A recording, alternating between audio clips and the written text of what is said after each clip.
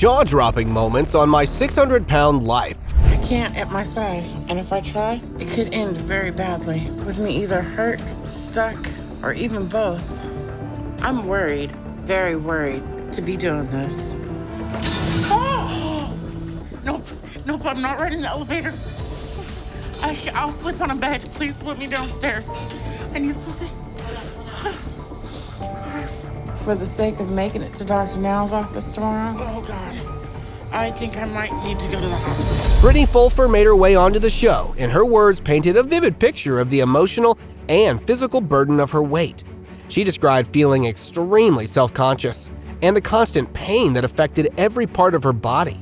Her struggle included a deep sadness and regret, leading to moments where she questioned her existence and reflected on the choices that had led her to her current state. A human body should not look the way my body looks. That is the most disgusting thing in the world. I'm almost to the point where I can't even take care of myself. It's difficult to even try to wash myself. Britney had expressed a profound emotional dependence on food, describing it as her source of comfort and momentary bliss that made her forget her problems. However, this dependence had led to overeating to the point of physical illness. And once the moment of eating passed, she was left with feelings of self-loathing and disgust. She always wants to eat, and I can't tell her no. Now, Britney's size is preventing us from doing everything we want to do. I'm missing out on taking my wife out for dinner, taking my wife on a date. Our date nights are in-house. Britney's weight had escalated due to emotional eating, a response to depression, anxiety, and even happiness. It had been a cycle reinforced by enablers that had been difficult to break because it had been deeply rooted in psychological trauma. Changing this had required altering the entire household dynamic, as the emotional factors and the enabling environment had both contributed to the perpetuation of her compulsive eating habits. This type of behavior is usually a result of emotional trauma. When an enabler is involved, it is one of the most difficult dynamics to break. Britney's decision to move to Houston for the chance to get weight loss surgery had been a significant life change, signifying her commitment to taking control of her health. Despite never having lost weight before and feeling that losing 40 pounds had seemed impossible, her determination to try had been evident. The doctor can't treat me if I'm not close by. I know I might not get this surgery, but this is my last chance, so I'm going all in. I am leaving everything I know to save my life. Britney's transformation had been extraordinary, as she had lost approximately 400 pounds. This significant weight loss had evidently changed her life, not just in terms of her health, but also in how she had enjoyed everyday experiences and interacted with the world.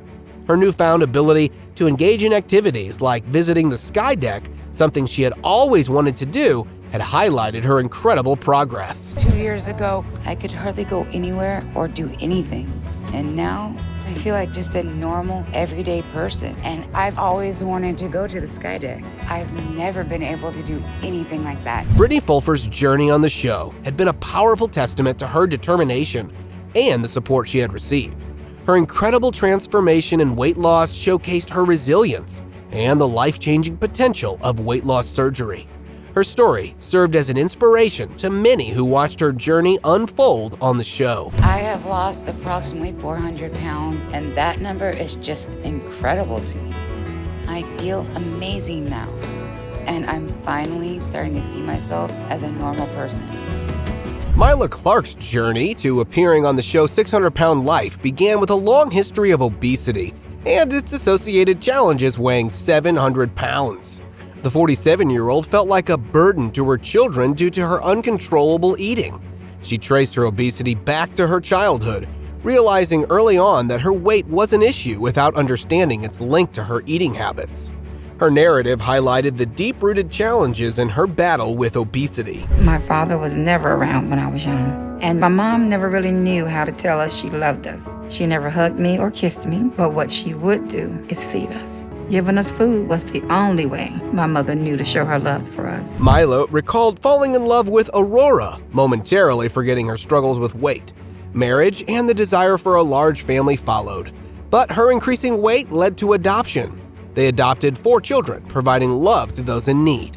At 40, Mila developed lipedema, further complicating her mobility and life. As it got bigger and bigger, it became this huge weight, and it just held me down.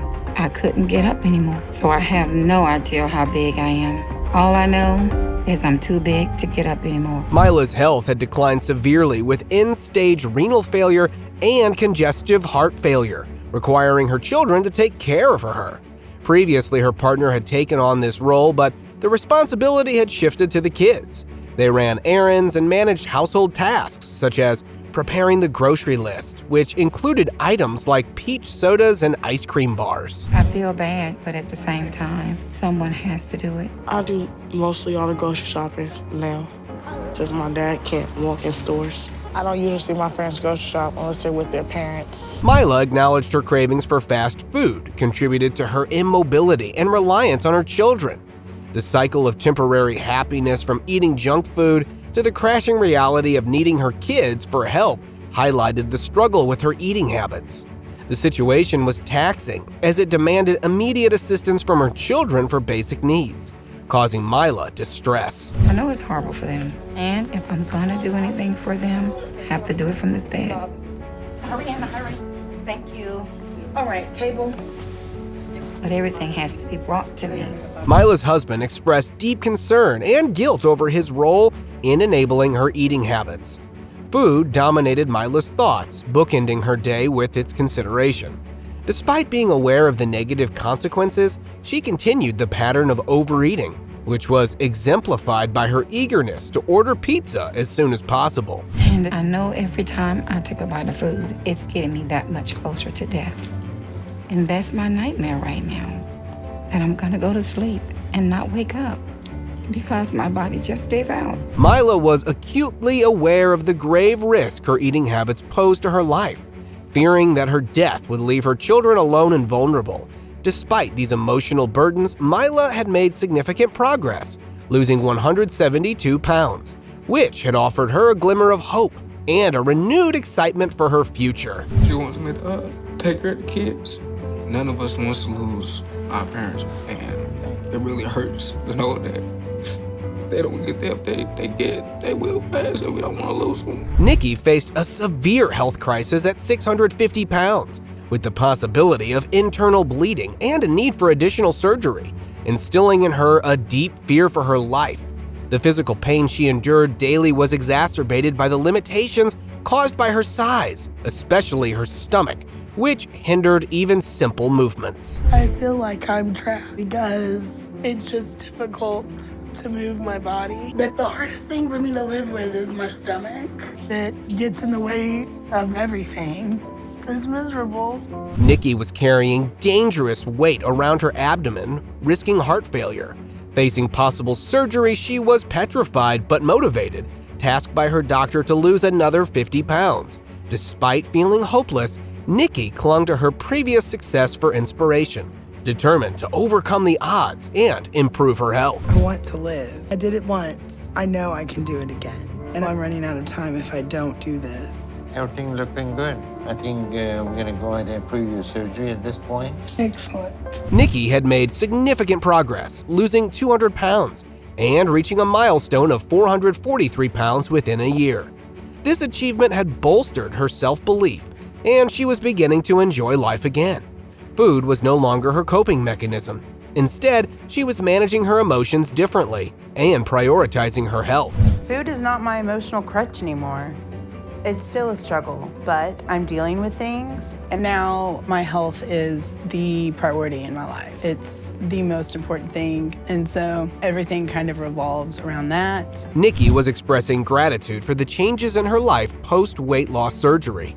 She was happy to be able to help her family, especially with caring for her brother Chris, which also reassured her parents of her improved condition. Her ability to contribute to family care was a significant marker of her progress and a source of thankfulness for her. As my parents age, I know that I'll be around to take care of him, and my parents know that. And I know that that gives them comfort. So I'm proud of how far I've come. The doctor was addressing the importance of portion control and maintaining good eating habits, even when socializing. Although Nikki had been spending time with friends, which was positive for her emotional well-being, this had led to less discipline in her eating. The doctor expressed concern over her weight loss progress and postponed the approval for excess skin removal surgery. It's like having this new life and having it ripped away from you. And I know that I have no one to blame but myself right now. I didn't hit my goal. And that's devastating because I desperately want this surgery. Christina shared her struggles with severe obesity, describing the physical and emotional burdens of weighing over 600 pounds. She felt trapped in her body, unable to engage in basic activities without exhaustion or drive a car. Reflecting on her past, she realized that her weight issues had started early in life, reaching close to 300 pounds in the 7th grade. I never thought that I'd weigh that much. I was the oldest of all my siblings. Because of the arguing, screaming, and yelling, made me feel like, it was my job to protect my brother and my sister. Young women spoke about her relationship with her husband Zach and the impact of her weight on their lives. They had met when she was 18, and Zach had not initially focused on her weight, feeling an instant connection. Despite his acceptance and love, Christina's weight had dramatically increased by 300 pounds since they had married, reaching 678 pounds, which she acknowledged was out of control. I have to have help getting dressed or getting up out of bed, being put in bed. No, it hurts. Seeing her sick like this, I just worry about her so much. She tells me that she's a burden to me, but she's not a burden. Reality TV patient spent most of her time engaging in sedentary activities, like watching TV, using the computer, or playing video games, while eating throughout the day. This cycle had contributed to her depression and had increased her food intake. Zach, driven by love and fear of upsetting her, had fulfilled her food requests, despite being terrified of losing her to health complications. You've cut back a lot. Yeah, I haven't really had much of an appetite. I just haven't been that hungry. Fast food's what we've been eating mostly, but not like I used to. It hasn't been 2 hamburgers or anything like that. It's just been 1. Christina, confronting the possibility of weight loss surgery, had been overwhelmed by fear. She had been concerned the doctor might say she was ineligible for surgery, which she had viewed as her last chance for change.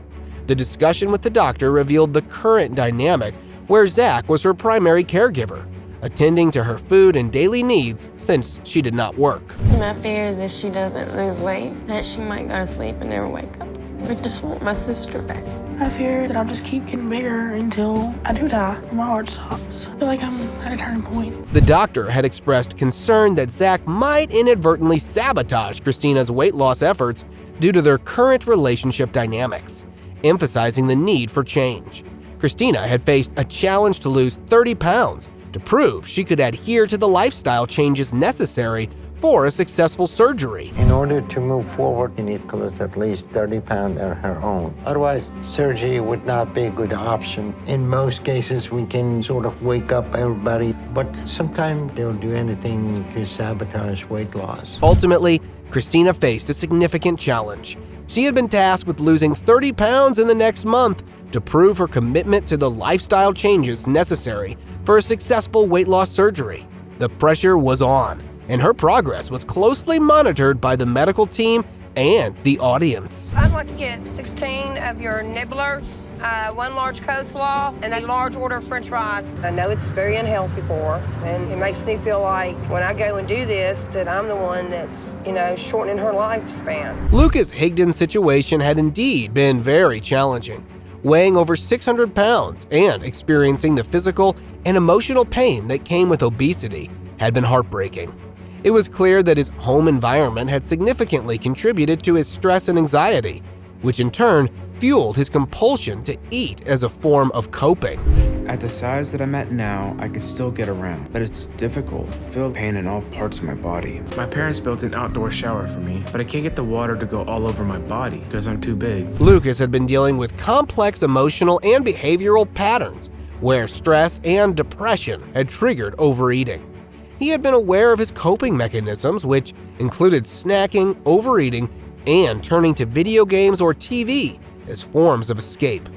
Lucas seemed to understand the link between his emotions and eating habits, but had struggled with changing these deeply ingrained behaviors. All right, so what do you do all day? I mostly help out with the family by babysitting and teaching my sister's kids, but most of the time I'm sitting down. My activity is very scarce. I don't do it very much. Lucas had a dynamic with his family where they had contributed to his eating habits, possibly enabling his emotional eating by providing food, even if their intentions had been caring.